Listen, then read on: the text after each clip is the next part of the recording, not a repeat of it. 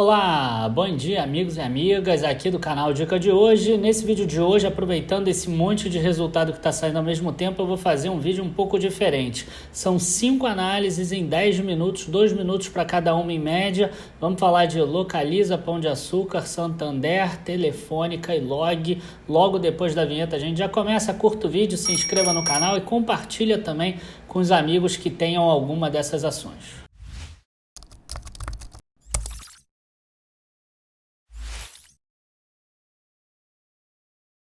Bom, gente, sem perder tempo, a gente já está aqui em frente à Localiza. A gente vê aqui que caiu o EBITDA, caiu receita, caiu lucro, a gente vai ver tudo isso, mas a gente vê que a frota média alugada, ela diminuiu aqui no trimestre, mas em junho ela já alcançou o limite lá de junho de 2019, do segundo trimestre de 2019. Mesma coisa aconteceu aqui com carros vendidos, quando a gente pega junho aqui, a gente já está na média anterior. Só que a gente teve aqui uma frota média alugada que chegou a esse patamar em junho, só que com valor muito menor, tá? Com valor de diária em torno ali, ó, de R$60 mais ou menos, contra um normal de 71, ó, de 84 até 71. Caiu aqui a diária média ao longo do tempo, mas agora em junho e maio e abril foram valores inclusive muito menores pelo mix de produtos. A taxa de utilização se manteve aqui mais ou menos constante ao longo dos últimos 5 anos e nesse trimestre foi bem menor. Junho ainda é uma taxa de utilização bem pequena.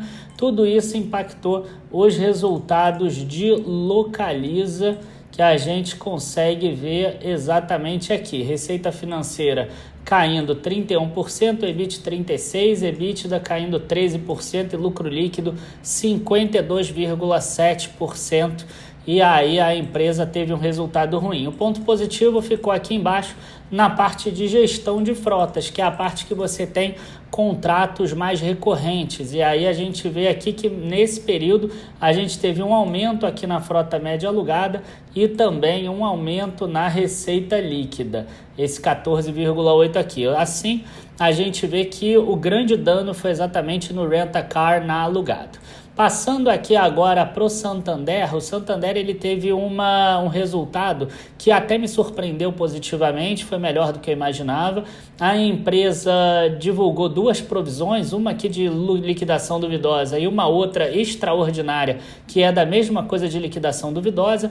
Essa provisão extraordinária foi de 3,2 bilhões de reais, tirando impostos de 1,44, deu essa diferença aqui, ó, de 3.896 para 2.136 no lucro líquido. Então a gente vê uma queda desse lucro aqui de 44,6%.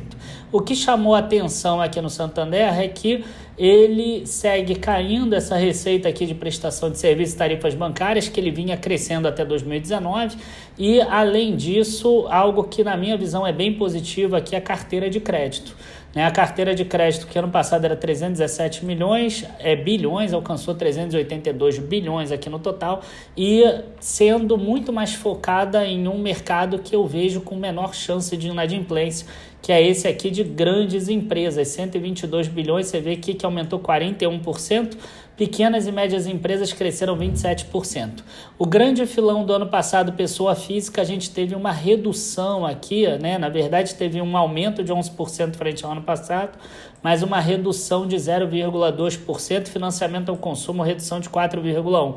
Ficou bem claro que o Santander escolheu aqueles clientes que ele quis dar crédito e ele escolheu aqueles que têm menor chance de inadimplência, que é exatamente as grandes empresas. Esperamos algo semelhante em Bradesco e Itaú, tá? E aí a gente passa aqui para a nossa terceira empresa de hoje, que foi o Grupo Pão de Açúcar. Resultado bastante positivo, bem legal o resultado de Pão de Açúcar, em linha com aquilo que a gente viu no Carrefour, ainda um pouco pior do que o Carrefour, mas mesmo assim a empresa, o Pão de Açúcar, ela opera com múltiplos menores. Então algumas pessoas e vários researchers acham inclusive que o Pão de Açúcar tem um potencial de alta maior. Quando a gente vê aqui, a gente parece um pouco enganado, né? Quando a gente vê receita bruta, receita líquida com alta de 61%, 58%, e isso existe por quê? Porque essa parte toda aqui do Grupo Êxito foi comprada em novembro do ano passado, se eu não me engano, então ela não existia, tá? Então, se você quiser fazer uma comparação mais digna, você tem que usar somente essa parte aqui do GPA Brasil Alimentar, tá? Que é exatamente a parte do pão de açúcar aqui no Brasil. O grupo esse é um grupo colombiano. E crescimento aqui de 20% na receita bruta, 18% na receita líquida. O EBITDA aqui da empresa 7,6%, subindo 1 ponto percentual, ainda abaixo dos 9% que o Carrefour mostrou, mas já é um resultado bem interessante aqui. Inclusive, quando a gente vê as operações em continuidade aqui, a gente vê um aumento de 65 milhões para 274 milhões de reais o lucro líquido dos acionistas controladores, que aí exclui qualquer participação que existia antes. Se eu não me engano, inclusive foi no segundo trimestre de 2019 que o Pão de Açúcar vendeu a participação dele na Via Varejo, né? Então a gente tinha aqui muitos não recorrentes no segundo trimestre de 2019 aqui em operações descontinuadas. Então 274 para 65, 322% de aumento, ainda bem abaixo lá dos 700 milhões do Carrefour, mas já está respirando bem o Grupo Pão de Açúcar, fazendo um turnaround bem interessante, resultado aí bem positivo. E aí a gente passa para a nossa quarta ação de hoje, que é exatamente a Telefônica. A Telefônica, antes da gente mostrar o financeiro, vale a pena a gente mostrar o total de acessos da empresa. Total de acessos aumentando 0,9% frente ao ano passado. Resultado positivo aqui no M2M, que é o Machine to Machine, crescendo 8,1%. Resultados muito em linha daquilo com que era esperado. Você vê que não tem grandes crescimentos, nenhum aqui acima de 10%, 2 dígitos, nem para cima nem para baixo. Foi um negócio que não mudou muito. E aí a gente tem resultados aqui também muito próximos na receita operacional, receita líquida, bem em linha com o investidor que investe na Telefônica, que quer, né?